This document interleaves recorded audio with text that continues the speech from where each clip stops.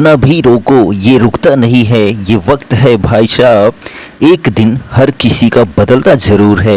जय हिंद दोस्तों, daily current affairs की क्लास लेकर आ गया हूँ। तो आज बात करने वाला हूँ 22 अगस्त दिन मंगलवार के करंट अफेयर्स की। तो आप सभी का दिन मंगलमय हो, यही शुभकामनाएं मेरी आप सभी के साथ हैं। तो पर डे सुबह 6 बजे अपडेट आपको मिल जाती है। तो आज का जो प्रश्न है उसको आपको कमेंट बॉक्स में उसका उत्तर देना है। तो जो प्रश्न है कि देखिए, हाल ही में जारी ICC पुरुष T20 प्लेयर्स रैंकिंग 2023 में किसको शीर्ष स्थान मिला है? ऑप्शंस हैं आपके सूर्य कुमार यादव, शुभमन गिल, हार्दिक पांड्या, रविंद्र चंद्र अश्विन। तो हाल ही में जारी ICC पुरुष T20 प्लेयर्स रैंकिंग 2023 में किसको शीर्ष स्थान मिला है, इसको आपको कमेंट बॉक्स में जरूर कमेंट करना है। जो कि आपका अगर आंसर करेक्ट होता है तो आपके आंसर को पिन कर दिया जाएगा और सबसे ऊपर दिखने लगेगा। तो चलिए देख लेते हैं आज का सेशन। तो चैनल को अगर आपने सब्सक्राइब नहीं किया तो सब्सक्राइब कर लीजिए और बेल आइकन को भी प्रेस कर दीजिए, जिससे आने वाली प्रत्येक वीडियो का नोटिफिकेशन आप तक सबसे पहले पहुंचे। तो देखिए, पहला प्रश्न है कि हाल ही में रूस का जो है लूना 25 मिशन जो है कहां पहुंचने पर फेल हो गया? तो ऑप्शंस हैं आपके दक्षिणी ध्रुव पर उतरते ही, पूर्वी ध्रुव पर उतरते ही, उत्तरी ध्रुव पर या फिर पश्चिमी ध्रुव पर उतरते ही। तो हाल ही में जो है रूस का जो लूना 25 था यह दक्षिणी ध्रुव के लिए जो है भेजा गया था। कहां के लिए? तो दक्षिणी ध्रुव के लिए भेजा गया था। तो दक्षिणी ध्रुव पर उतरते ही क्या हो गया? मिशन फेल हो गया लूना 25 का। ठीक है, तो जो है ऑप्शन नंबर ए आपका एकदम सही है। तो रूसी अंतरिक्ष एजेंसी रोस्कोस्मोस ने जो है सोवियत संघ युग के चंद्र अन्वेषण मिशनों को जो है पुनर्जीवित करते हुए 11 अगस्त को चंद्र दक्षिणी ध्रुव के लिए जो है अपना चंद्र मिशन लूना 25 लॉन्च किया था, जो कि जो है फेल हो गया। ठीक, और जो हमारे भारत का चंद्रयान 3 है वह जो है मिशन सक्सेसफुल हुआ है और लैंड जल्दी ही करने वाला है। तो उत्तर प्रदेश सरकार ने जो है वृक्षारोपण अभियान 2023 कितने करोड़ पौधों के साथ शुरू किया है? तो आपके ऑप्शंस हैं 3 करोड़ पौधे, या फिर जो है 7 करोड़ पौधे, 5 करोड़ पौधे, या फिर इनमें से कोई नहीं। तो उत्तर प्रदेश सरकार ने जो है वृक्षारोपण अभियान 2023 जो है वो 5 करोड़ पौधों के साथ शुरू किया है। कितने करोड़ पौधों के साथ? तो 5 करोड़ पौधों के साथ जो है वृक्षारोपण अभियान शुरू किया है। किसने? तो उत्तर प्रदेश राज्य सरकार ने। तो ऑप्शन नंबर जो सी है आपका एकदम करेक्ट हो जाता है। नेक्स्ट क्वेश्चन देखिए, यहाँ पर है 3rd नंबर कि सैलामेंडर की एक नई प्रजाति टायलोटोट्रिटन जेमैंग की खोज जो है किस राज्य में की गई है? तो ऑप्शंस हैं नागालैंड, मणिपुर, झारखंड या फिर असम।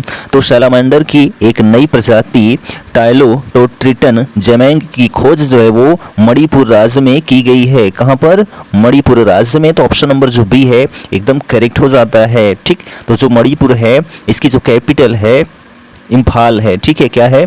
इम्फाल है। और बात करते हैं सैलामेंडर की, तो सैलामेंडर जो है वो उभयचरों की लगभग 500 प्रजातियों का एक सामान्य नाम है। इन्हें आमतौर पर जो है इनके पतले शरीर और छोटी नाक, लंबी पूंछ, इन छिपकली जैसी विशेषताओं से पहचाना जाता है। ठीक है, किसको? तो सैलामेंडर को। ठीक है, और बात करते हैं चीफ मिनिस्टर ऑफ जो है मणिपुर, तो एन बीरेन सिंह हैं। ठीक है, कौन है? एन बीरेन सिंह हैं। और राज्यपाल जो है अनसुईया उइके हैं। कहाँ के? मणिपुर के। तो ये फैक्ट भी आप याद रखेंगे। चलिए नेक्स्ट क्वेश्चन देखिए, 4th नंबर है कि हाल ही में एक नए EG.5 कोविड वेरिएंट का जो है पहला मामला कहां पर जो है सामने आया है? तो ऑप्शंस हैं कुवैत में, सऊदी अरब में, लंदन में या फिर कतर में। तो जो है हाल ही में एक नए EG.5 कोविड वेरिएंट का जो है पहला मामला जो सामने निकल के आया वो ऑप्शन नंबर ए कुवैत में निकल के आया। कहां पर? कुवैत में। ठीक है, तो विश्व स्वास्थ्य संगठन ने जो है कोविड वेरिएंट EG.5 को नए वेरिएंट के रूप में वर्गीकृत किया है। इसे एरिस भी कहा जाता है। यह ओमिक्रॉन वेरिएंट के XBB स्ट्रेन का जो है एक सब वेरिएंट है। कौन सा? EG.5। ठीक है, तो यह बिंदु याद रखेंगे। विश्व स्वास्थ्य संगठन यानी कि WTO, ठीक, वर्ल्ड हेल्थ ऑर्गेनाइजेशन यानी कि WHO, जिसकी स्थापना 7 अप्रैल 1948 को हुई थी और जो मुख्यालय है जिनेवा स्विट्जरलैंड में स्थित है। और इसके जो अध्यक्ष हैं डॉक्टर टेड्रोस हैं। किसके? तो विश्व स्वास्थ्य संगठन के। नेक्स्ट क्वेश्चन देखिए, फिफ्थ नंबर कि भारत का पहला जैव विविधता ग्राम एटलस मायम गांव का जो है जारी किया गया है, यह गांव किस राज्य में स्थित है? ऑप्शंस हैं आपके कर्नाटक, आंध्र प्रदेश, गोवा या फिर इनमें से कोई नहीं। तो भारत का पहला जैव विविधता ग्राम एटलस जो बन गया है वो मायम गांव बन गया है। ठीक है, मायम जो है गांव जो है वो जैव विविधता एटलस ग्राम बन गया है। यह जो है ऑप्शन नंबर सी गोवा राज्य में स्थित है। कहां पर? गोवा राज्य में। गोवा जो कि क्षेत्रफल की दृष्टि से सबसे छोटा राज्य है। कौन सा? गोवा। ठीक है, और यहाँ के मुख्यमंत्री की बात करते हैं तो प्रमोद सावंत हैं और राज्यपाल जो है श्रीधरन पिल्लई हैं। कहाँ के? गोवा के। तो जो मायम गांव है थोड़ा इसके बारे में जान लेते हैं। तो भारत की समृद्धि सामाजिक सांस्कृतिक विरासत को संरक्षित करने और जश्न मनाने की दिशा में एक महत्वपूर्ण कदम में गोवा के मुख्यमंत्री प्रमोद सावंत ने एक अभूतपूर्व पहल मायम गांव की जो है जैव विविधता एटलस का जो है अनावरण किया है। ठीक, चलिए और इसमें जानते हैं यह अभूतपूर्व एटलस एक व्यापक सामाजिक सांस्कृतिक इतिहास प्रस्तुत करता है जो 12वीं शताब्दी का है, जो इसे ऐतिहासिक और पारिस्थितिक ज्ञान का एक उल्लेखनीय भंडार बनाता है। ठीक, मायम गांव। चलिए नेक्स्ट क्वेश्चन देखिए, 6 नंबर है कि इंग्लैंड को हराकर पहली बार किस देश ने फीफा महिला वर्ल्ड कप 2023 का खिताब जीता है? आपके ऑप्शंस आते हैं, options Bharat, Spain, France, Australia. तो इंग्लैंड को हराकर जो है पहली बार जो है स्पेन देश ने जो है क्या किया है? फीफा वर्ल्ड कप, वो भी महिला वर्ल्ड कप का खिताब जीत लिया है। कौन सा? तो 2023 का खिताब। ठीक है, किसने? तो स्पेन ने। तो ऑप्शन नंबर बी आपका एकदम करेक्ट हो जाता है। ठीक, तो जो है फीफा महिला विश्व कप 2023 पहली बार 2 देशों ऑस्ट्रेलिया और न्यूजीलैंड की संयुक्त मेजबानी में संपन्न हुआ।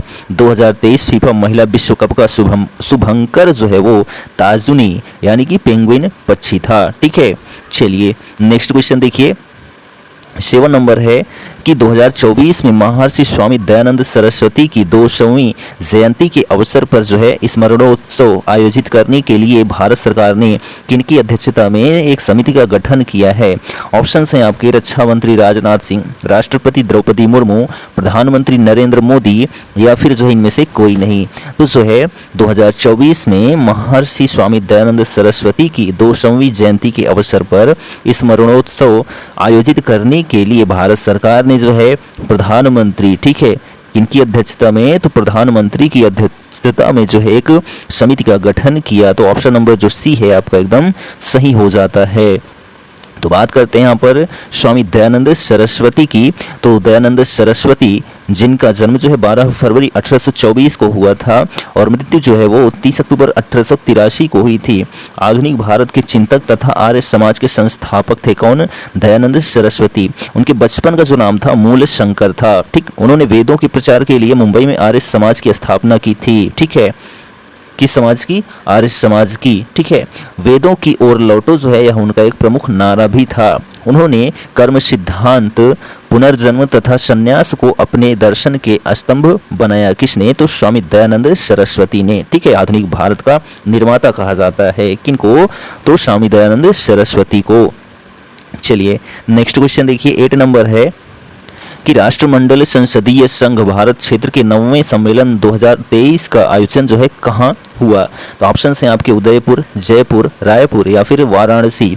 तो जो है राष्ट्रमंडल संसदीय संघ भारत क्षेत्र के 9वें सम्मेलन 2023 का जो आयोजन हुआ वो जो है झीलों का शहर उदयपुर में हुआ। कहाँ पर? झीलों का शहर उदयपुर राजस्थान में हुआ।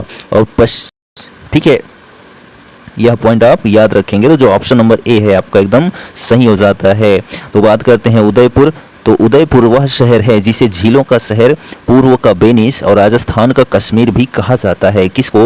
उदयपुर को। और जयपुर को जो है पिंक सिटी यानी गुलाबी शहर कहा जाता है। ठीक है, और घाटों का शहर जो है वो वाराणसी को कहा जाता है। चलिए नेक्स्ट क्वेश्चन है 9 नंबर कि किस राज्य सरकार ने सुदूर आदिवासी क्षेत्रों को मुख्य सड़कों से जोड़ने के लिए भगवान बिरसा मुंडा सड़क योजना शुरू करने की घोषणा की है? ऑप्शंस हैं आपके पश्चिम बंगाल, महाराष्ट्र, झारखंड या फिर जो है छत्तीसगढ़। तो किस राज्य सरकार ने, तो जो है एकनाथ शिंदे सरकार ने, यानी कि महाराष्ट्र राज्य सरकार ने। किसने, तो महाराष्ट्र राज्य सरकार ने सुदूर आदिवासी क्षेत्रों को मुख्य सड़कों से जोड़ने के लिए भगवान बिरसा मुंडा सड़क योजना शुरू करने की घोषणा की है। किसने, तो महाराष्ट्र राज्य सरकार ने। तो ऑप्शन नंबर बी आपका एकदम सही हो जाता है। ठीक, चलिए नेक्स्ट क्वेश्चन देखिए। 10 नंबर है कि एक्शन फॉर नेचर अमेरिका द्वारा जो है इंटरनेशनल यंग इको हीरो पुरस्कार 2023 से दुनिया भर के 17 बच्चों में से कितने भारतीय बच्चों को सम्मानित किया गया है। आपके ऑप्शंस आते हैं 4, 3, 7 या फिर जो है 5। तो एक्शन फॉर नेचर अमेरिका द्वारा जो है इंटरनेशनल यंग इको हीरो पुरस्कार 2023 से दुनिया भर के 17 बच्चों में से 5 बच्चों, ठीक है, 5 भारतीय बच्चों को जो है सम्मानित किया गया है। वो कौन से बच्चे हैं तो जान लेते हैं।